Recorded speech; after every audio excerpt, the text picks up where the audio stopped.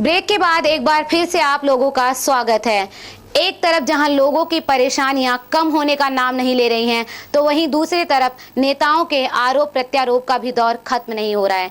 देखिए किस तरह से बीजेपी के राष्ट्रीय सचिव और मीडिया संयोजक श्रीकांत शर्मा अरविंद केजरीवाल सहित कई नेताओं पर किस तरह से बयान दे रहे हैं। पैसा था, सरकार ने अपने लोगों को, अपने दोस्तों को, भाजपा वालों को पहले से बता दिया था, ये साबित करता है। दूसरा, संजीव कंबोज जो भारतीय जनता पार्टी के पंजाब यूनिट के लीगल अफेयर सेल के अध्यक्ष हैं,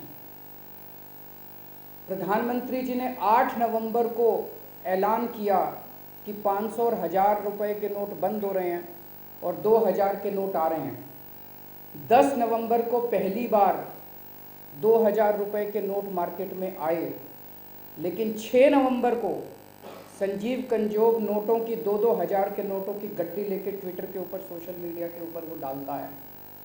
6 नवंबर को प्रधानमंत्री जी के ऐलान के 2 दिन पहले उसके पास 2-2 हज़ार रुपये की गड्डियाँ कैसे पहुँची। इसके मतलब सीधा है कि जो इनके अपने दोस्त थे, जो भारतीय जनता पार्टी के लोग थे, उनका सारा पैसा ठिकाने लगा दिया गया और इस देश के लोगों को अब तंग किया जा रहा है।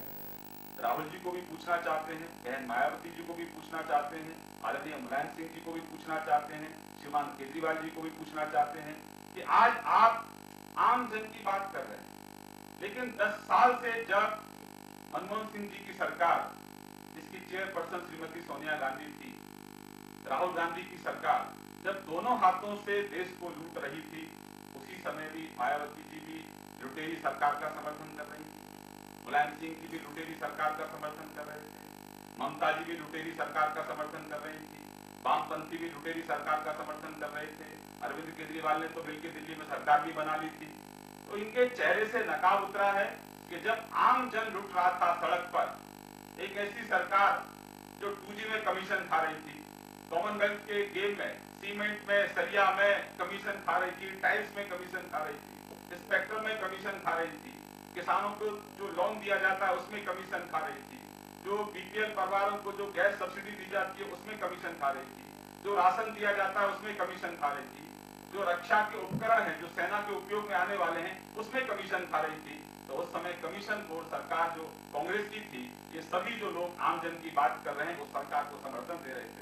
मोदी ने ये फैसला लोगों की परेशानियों को कम करने के लिए लिया है, लेकिन ये फैसला लोगों के लिए कितना मददगार साबित हो रहा है, इसी का जायजा लेने पहुंचे हमारे संवाददाता। आइए जानते हैं कि लोगों की इस पर क्या प्रतिक्रिया रही।